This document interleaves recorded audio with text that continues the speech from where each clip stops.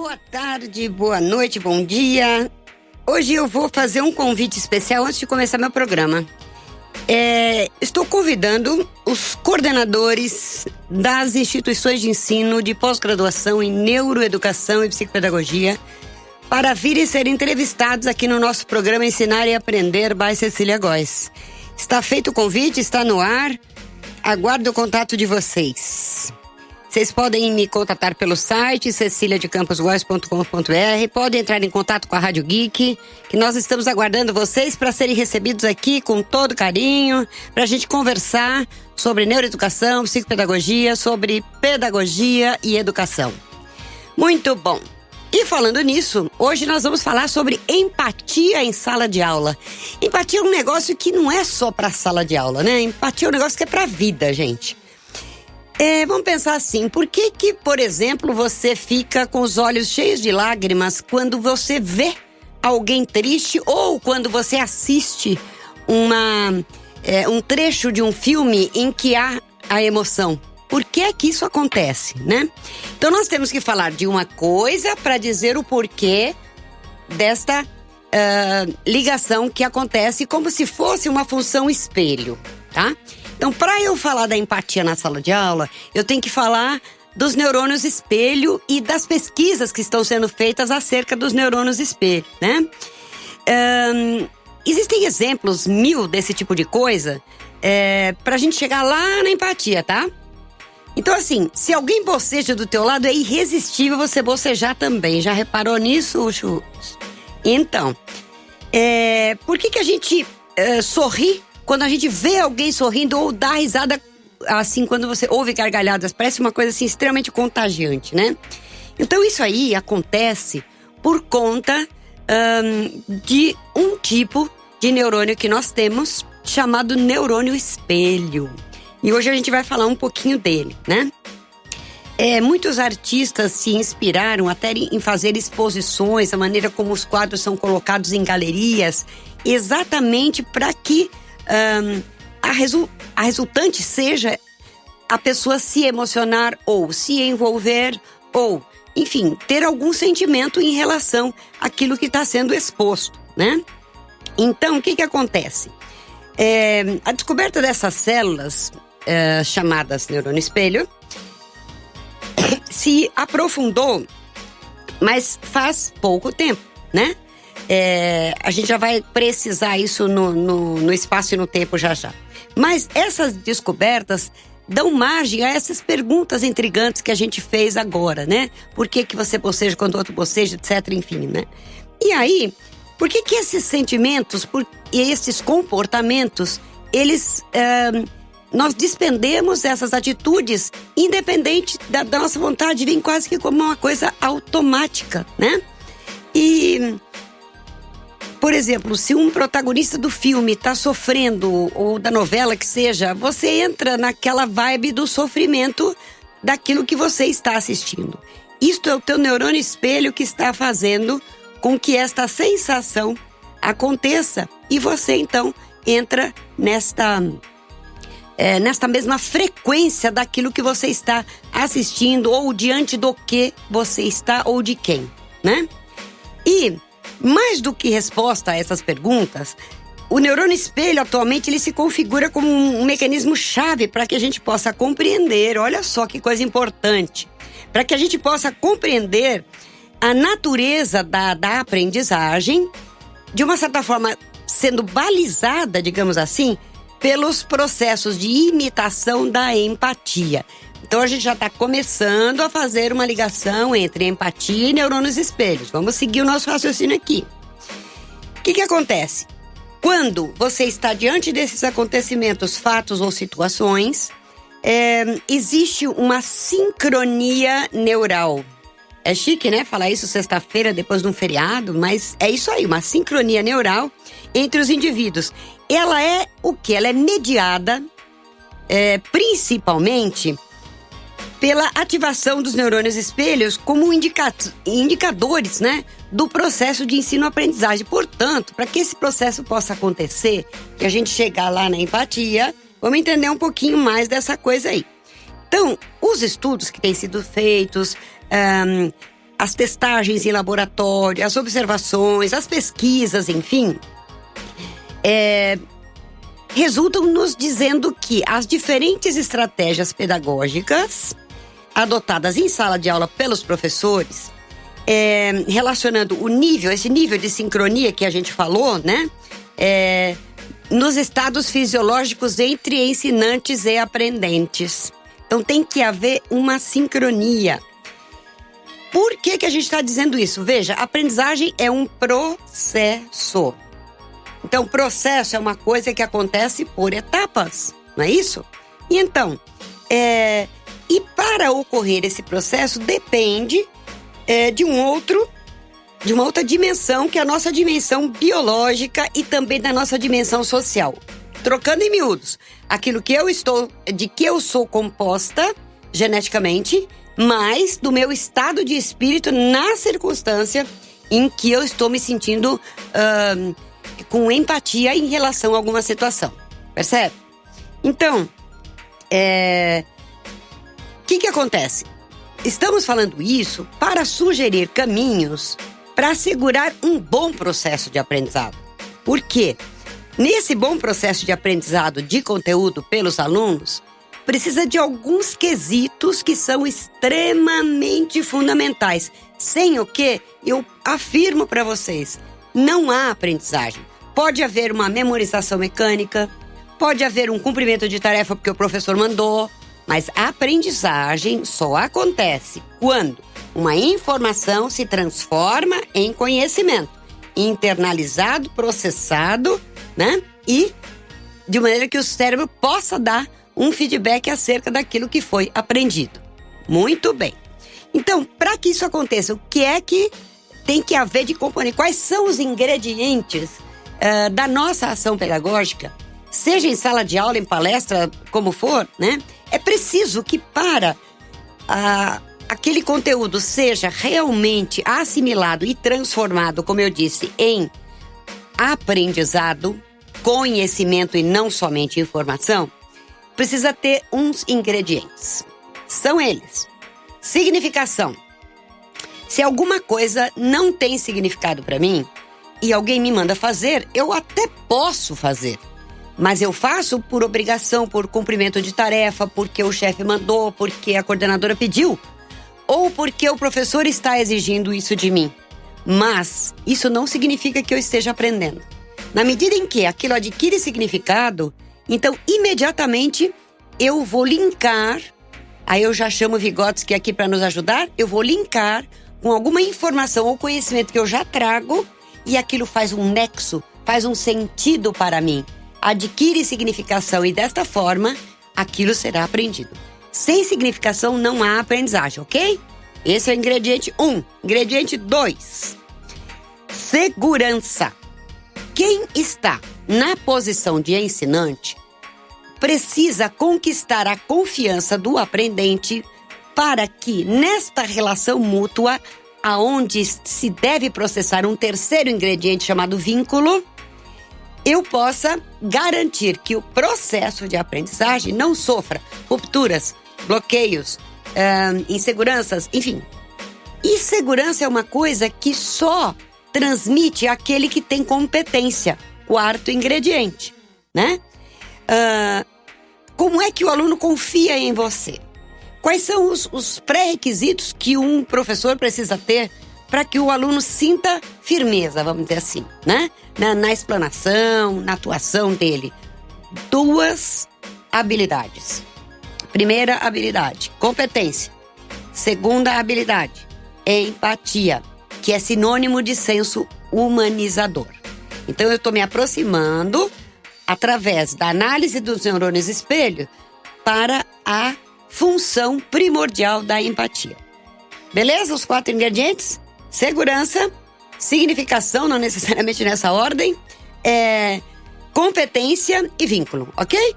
Então, isto não é receita de bolo, mas senão que é algo que realmente garante que o processo de aprendizagem não sofra rupturas. Então, como é que eu conquisto esses 4 ingredientes? Como é que eu coloco eles de maneira adequada neste bolo que eu estou fazendo, né? para que quando eu assar ele não saia batumado, digamos assim, né? Numa linguagem mais caseira.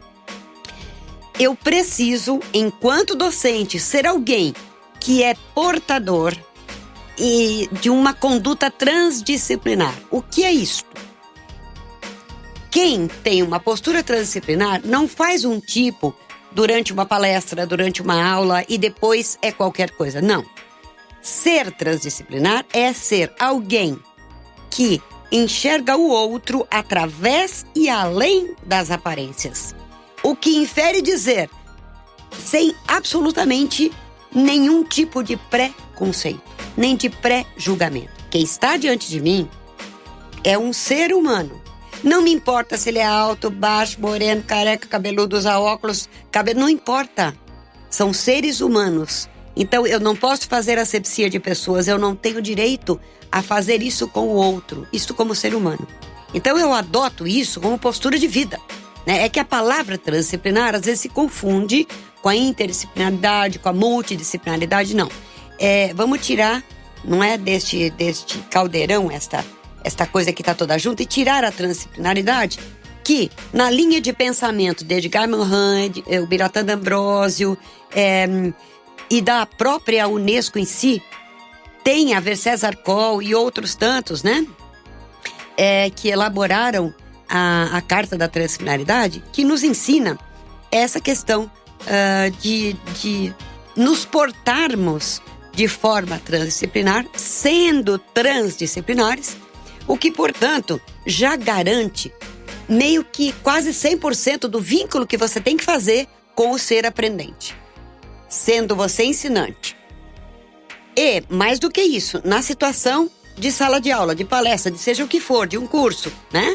É preciso que você, que esteja conduzindo aquela ação pedagógica, se considere também ensinante e aprendente o tempo inteiro, né? A arrogância de achar que sejamos somente ensinantes já nos tira de uma posição digna, né? E eu disse aqui no programa da professora Luzia Faraco, e repito hoje, que Paulo Freire nos ensinou uma coisa muito linda, que é assim: quem não tem a humildade de aprender sentado, não pode adquirir a grandeza de ensinar em pé, né? Então, vamos voltar um pouquinho para a questão dos neurônios espelho, para dar continuidade a isso e chegarmos lá na questão da empatia, ok? Então, esses neurônios espelho, eles foram descobertos na década de 90, por isso que eu falei que é uma descoberta recente, mais aprofundada, eu diria. Não que antes não se soubesse da existência deles, né? Por uma equipe de neurofisiologistas do professor Dr. Giacomo Rizzolatti, da Universidade de Parma, na Itália, né? Aliás, na Itália a gente tem o surgimento de tantas coisas importantes, pioneira das quais a doutora Maria Montessori, né? Que não requer nenhuma legenda, nenhum elogio, por si só o nome já está falando nisso, né? Então, esses neurônios espelho estão localizados no nosso cérebro. Agora eu vou falar um pouquinho tecnicamente, mas só para vocês saberem, quando vocês viram o desenho de um cérebro, na área F5, que é o lobo frontal, neste local, mais ou menos na frente aqui do nosso cérebro, são criados e ativados, né? Esses neurônios espelhos. E isso foi testado, obviamente, sempre como animais de laboratório, como sempre se faz nas pesquisas, né? E tem até uma coisa interessante que foi observada por um dos pesquisadores que entrou no laboratório onde símios, macacos, estavam sendo observados, né? Por conta da pesquisa do neurônio espelho, ok? Ele entrou comendo alguma coisa, chupando um sorvete no laboratório, né? Então, como este animal já vinha sendo testado, quando ele faz o gesto de comer o sorvete, imediatamente o macaco estende a mão querendo alguma coisa para pegar também. Então ele pegou algum objeto, alguma coisa que estava na jaulazinha dele e começou a lamber, fazendo o mesmo gesto do pesquisador que estava na frente dele. Então, esta é a maneira como é que o neurônio espelho funciona, tá certo? Então, sempre que o macaco assistia a um experimentador fazendo alguma coisa, o que acontecia? Ele procurava repetir a mesma cena. Esse foi o começo do estudo, então, dos neurônios espelho. Então, desde que se identificou que esses neurônios espelho existem também nos primatas, né? Diversos estudos, então, em neuroanatomia começaram a ser feitos e vieram os exames de neuroimagem para tentar localizar e mapear a presença dessas células em nós, seres humanos, né? Então, as pesquisas, a partir daí, elas começam a sugerir a existência de um sistema um pouquinho mais sofisticado, claro, no ser humano, né?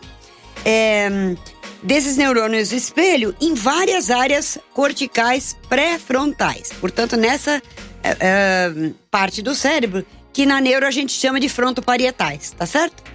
Então, essa equipe do neurocientista do Butino, em 2004, na Universidade de Parma, começou a fazer então as primeiras ressonâncias magnéticas para ver em que isso ia dar, o que é que se podia observar, né? E aí, a gente percebe que o cérebro dos participantes dessas pesquisas, independente da visão de movimentos alheios, não há planejamento nesses movimentos. Porque o neurônio espelho faz, ele sente isso, digamos assim, como se fosse um ímã, né? Então, o que acontece? A simples observação, por exemplo, da expressão de nojo, assim, de uma pessoa por alguma coisa, faz com que você, ou que você sinta um cheiro desagradável, né? Vai ativar a parte anterior, vamos dizer assim, do que a gente chama de ínsula dentro do cérebro, na estrutura do cérebro. E ativa para nós também quando a gente sente essa emoção, né? Os termos técnicos parecem complicados, mas o importante é saber que é como uma função de espelho mesmo. Imagine isso, né? Você está vendo uma situação aqui e você tem a mesma sensação do outro, né? Há situações que são extremamente peculiares a cada um, isso não importa, né? Eu particularmente, quando vejo um doce, eu não gosto de doce, é como se eu estivesse olhando limão. Eu não gosto, eu tenho uma sensação de, né? Então, se alguém me vir tendo essa sensação, é possível que a pessoa que não conhece possa se expressar com a mesma aflição, a mesma sensação que eu tenho. Dependendo se a expressão é muito exacerbada, de repente eu posso contagiar o outro. Mas não necessariamente precisa ser tão exacerbada para que o neurônio espelho faça essa função, tá certo? Então, diante de todas essas pesquisas e todas essas descobertas das funções possíveis desempenhadas pelo neurônio espelho, essas células, então, que a gente fala que foram recém-descobertas, né? Porque assim, recém-descobertas, por quê? Só um parênteses aqui. Porque na ciência, quando a gente diz uma pesquisa de 20 anos, 30 anos, é uma pesquisa jovem, né? Assim como o estudo da transfinalidade é também uma pesquisa jovem, né? Porque na ciência, para alguma estrutura de pesquisa ser legitimada, precisa minimamente meio século, né? Digamos assim. Então, essas células que foram associadas a diversas modalidades do comportamento humano, denotam uma coisa básica que o bebê faz e começa a aprender dessa forma, que é a imitação, né?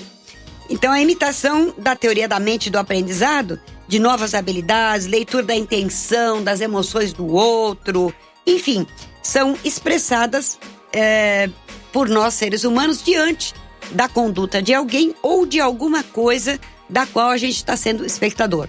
Beleza? É interessante isso, né? Então, essa capacidade de espelhamento, digamos assim, vai nos permitir o quê? Vai nos permitir detectar e compreender independentemente e antes do processo de mentalização, porque você não pensa para o neurônio espelho funcionar, você não precisa ter um pensamento elaborado acerca. O outro bocejou, você se contamina, digamos assim, e boceja também, né? É como se fosse uma coisa contagiante. E então, qualquer ato motor ou cadeia de atos motores, né, que se processem, potencializa as possibilidades do aprendizado. Estão entendendo onde eu quero chegar? Porque eu não cheguei na empatia ainda, porque eu preciso desses componentes, né? Acontecendo na ação pedagógica para que o aprendizado aconteça como processo da forma como a gente veio falando aqui, tá certo? Então, o que acontece? Esses atos motores, a imitação, as possibilidades que você consegue, estas questões vêm então sendo transmitidas de gerações em gerações. Chegando então naquilo que a gente poderia chamar, vamos dizer assim, de emoções espelhadas, né? Porque é diante da atitude e da sensação do outro que você também espelha essa conduta, esse comportamento, né? Então, o papel dos neurônios espelho, minha gente, talvez não seja exatamente espelhar ou então simular, vamos dizer assim, as ações, mas sim, olha que coisa interessante, né? Antecipar as possíveis respostas às ações das outras pessoas. Então, a partir dessa constatação, a ciência nos diz que podemos pressupor que o cérebro é um grande gerador de hipóteses. Olha só que interessante, né? Que antecipam as consequências das ações e das tomadas de decisões nossas, tá certo? Um outro cientista chamado Dr. Christian Keizers, chefe do laboratório do cérebro social no Instituto Neerlandês, não é holandês e nem zé-holandês, é neerlandês de neurociência. Ele afirma exatamente a mesma coisa que a pesquisa feita lá na Itália.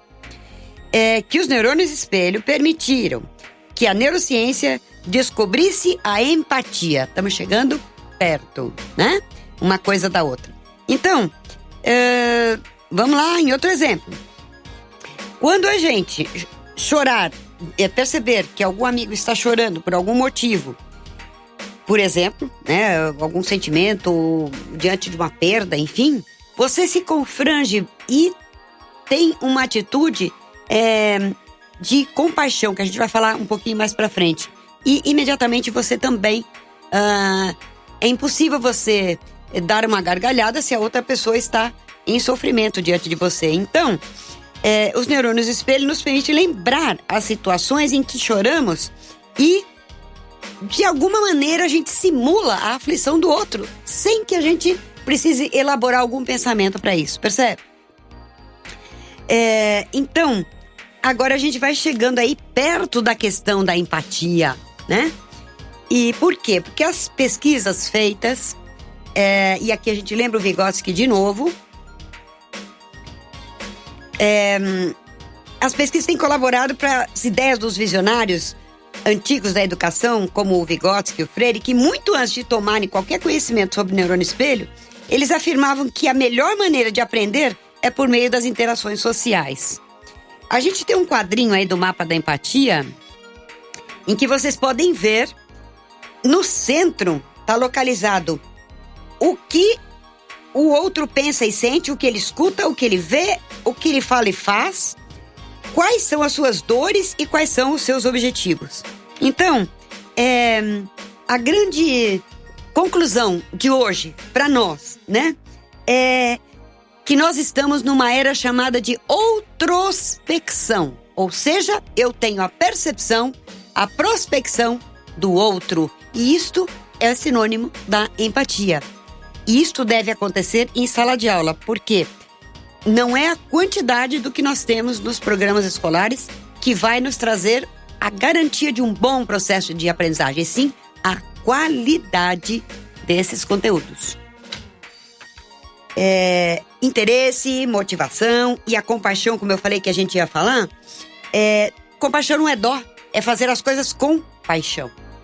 Então, para fechar, eu diria para vocês que o calcanhar de Aquiles reside na maneira de como as relações nossas são estabelecidas com o outro neste processo de ensinar e aprender. Portanto, que a empatia é fundamental para que as boas práticas decolem e realizem mudanças realmente transformadoras em sala de aula. A gente vai ficando por aqui. Estamos na Rádio Geek, apaixonados pelo que fazem.